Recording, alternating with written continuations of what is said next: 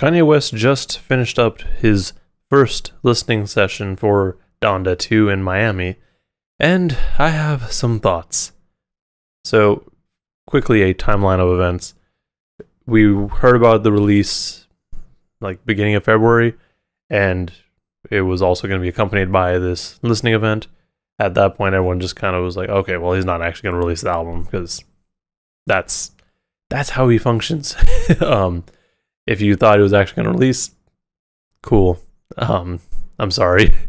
But after that, we started to hear that he wasn't going to release this album on any streaming services like Apple Music or Spotify or Tidal, which, Pirate Bay exists, so not a huge deal, but it was interesting because he did say that it was only going to be available on the stem player, which was like $200.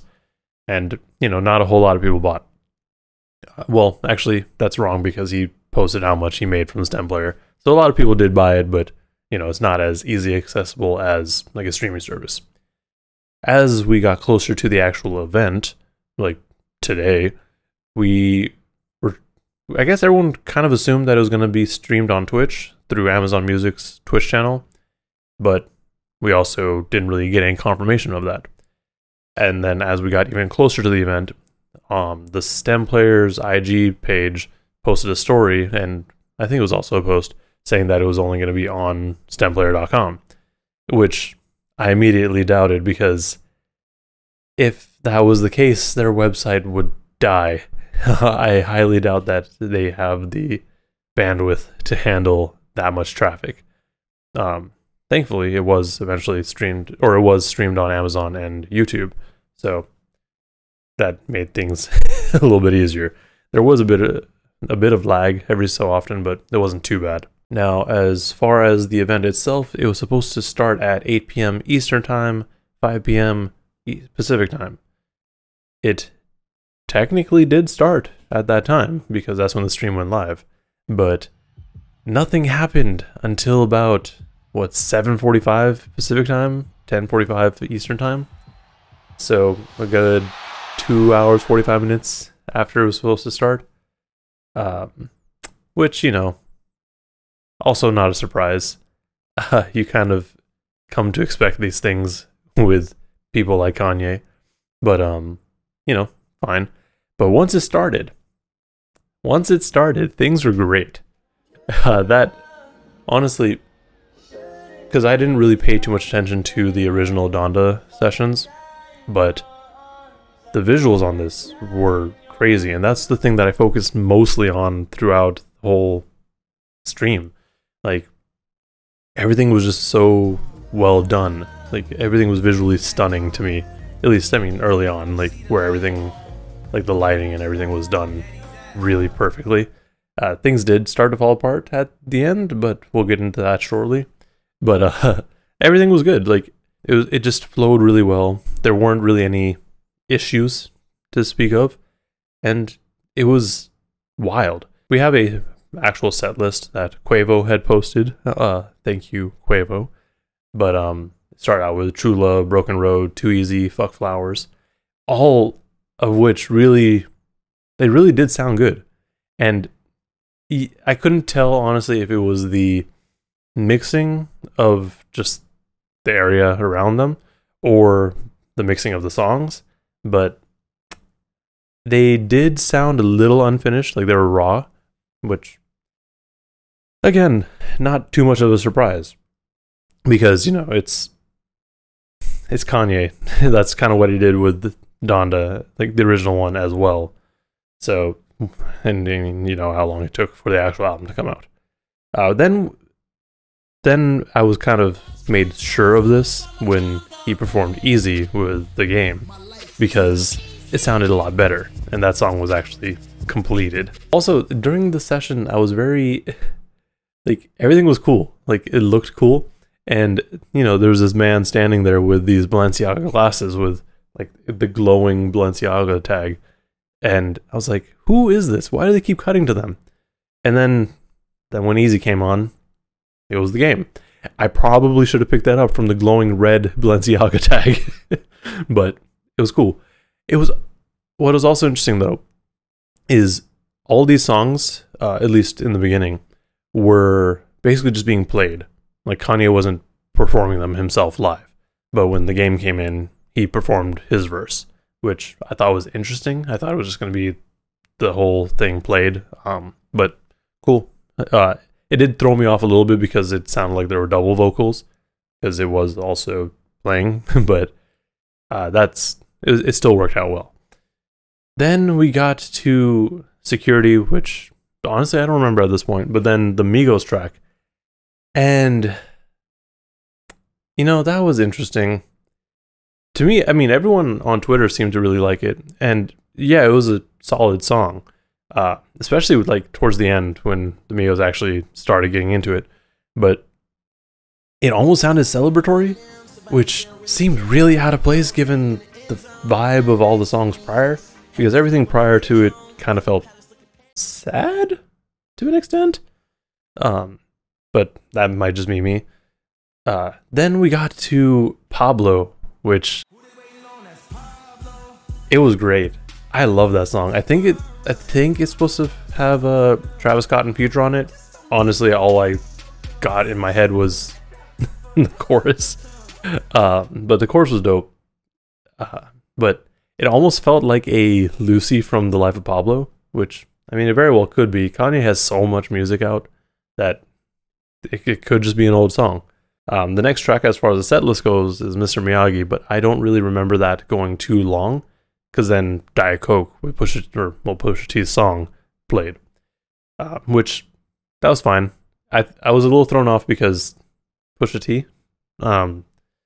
Only reason it made sense is because Kanye was in the video, and you know, Kanye can do whatever he wants. You can have whoever you want on stage.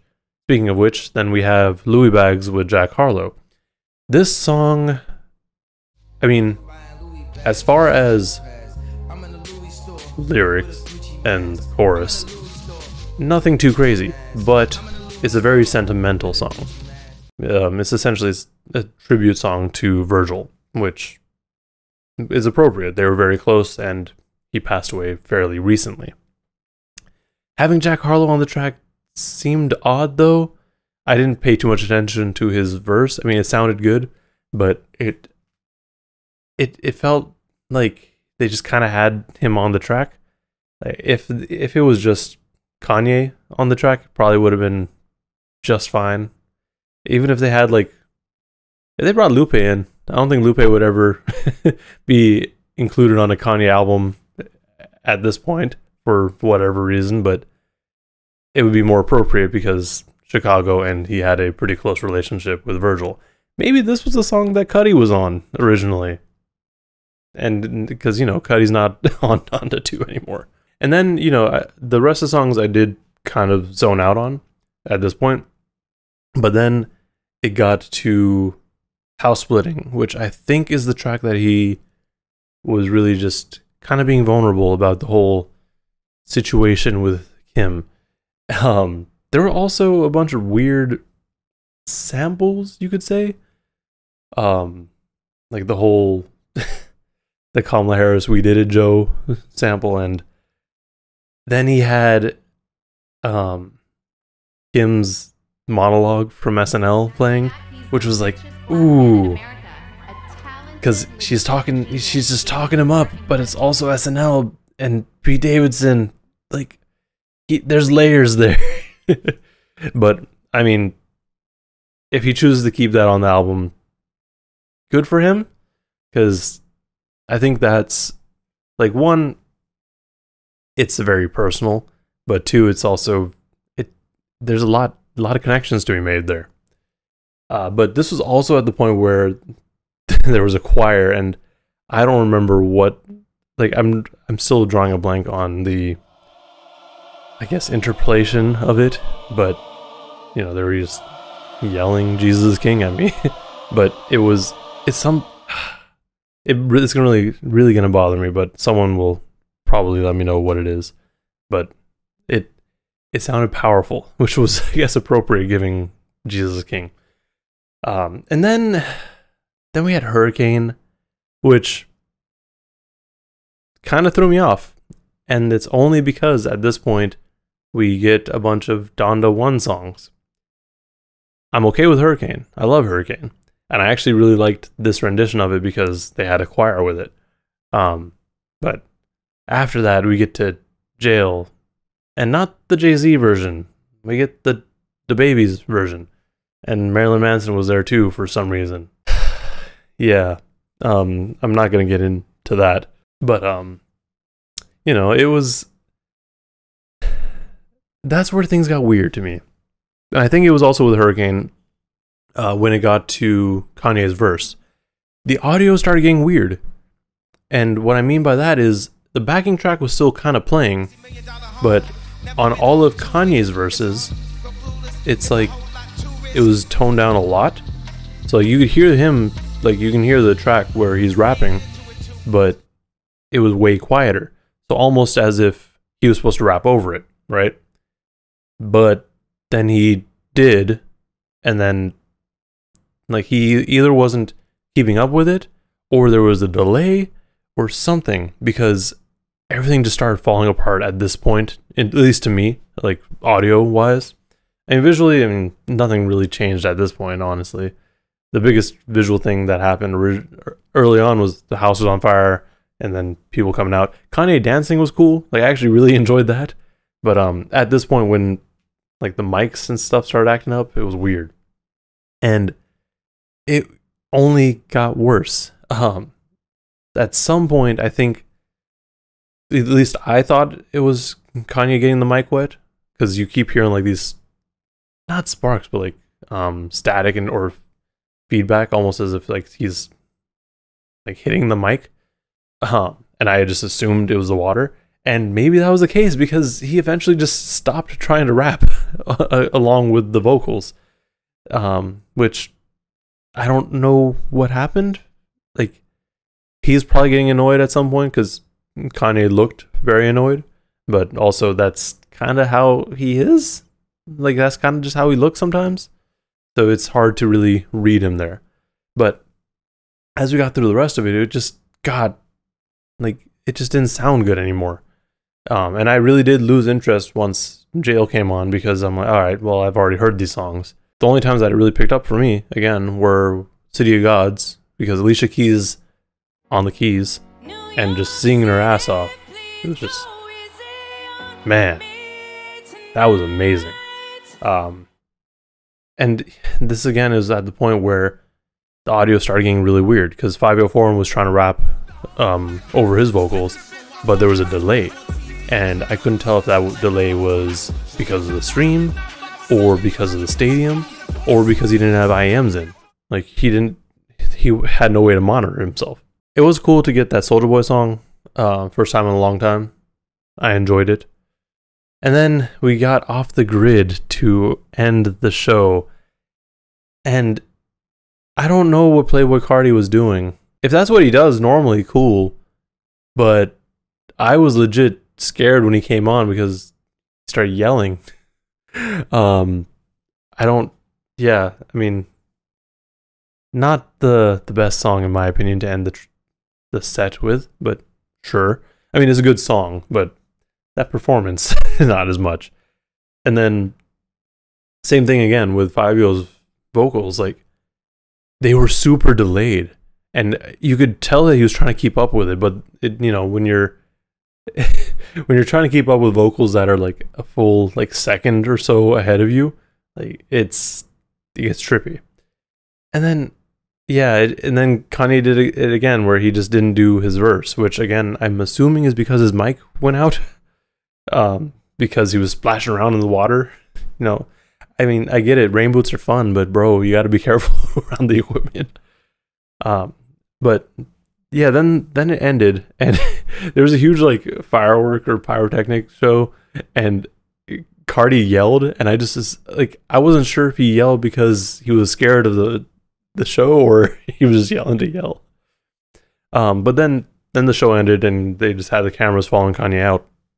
But overall, the show was very interesting. Like, it started off very strong, but then it also fell apart very quickly. Like, first you had people wait almost 3 hours before the show started, which if I was there, I'd probably be upset because you don't get the visuals as cleanly. Like you're just kind of watching it from afar. At least on the stream, like they cut to the cameras and it looked visually appealing. So that was one thing. Two, I don't know how good the audio in the stadium was, honestly. I hear, or at least from the Donda sessions, it wasn't great, and the stream was actually better. But the biggest thing is that, yeah, sure, play the Donda songs, but whatever happened with the audio is not good. Like that, someone's gonna get fired. I mean, I can't wait till Kanye just goes off. Like, honestly, he probably already did while I was talking about this. If not, he's gonna talk about it in the morning, because that would be very frustrating. Like, I would be upset about that too. Like, I get it. But overall, I mean, it was okay. Like, and the whole point of all this is Donda 2 is not ready. Like, it's not coming out on February 22nd, 2022, just like everyone kind of predicted when it was first announced to be released on February 2nd or 22nd, 2022. There's what, 12 songs? Something like that are ready, or well, 12 songs. They're not ready. I think they still need to be mixed. Which, fine, whatever. And that does take time, but I don't imagine that he's going to keep this album short. Like, I imagine he's going to keep it pretty long. Like, probably closer to 20 tracks at a minimum. Maybe trying to match what the original Donda was. But also, I wouldn't be surprised if he just shelves the album entirely, because I don't know how much this album has to do with Donda. Even the first one, I mean, there was a little bit, right? But we'll see. We just have to wait and see. We don't know anything yet, and it's Kanye. He's also just shelved albums earlier for no good reason too. So we'll have to wait and see. I don't even know what to expect with this album at this point. It really does sound like he's trying to be reflective, but also very like, no, I'm gonna go do my stuff. Like, I gotta do this. So we'll see. But yeah, that's all I got. Let me know what you thought of the stream, or if you were actually there. Did it sound any better? Also, like and subscribe if you want to see more talks like this. Thank you for watching, and please stay safe out there.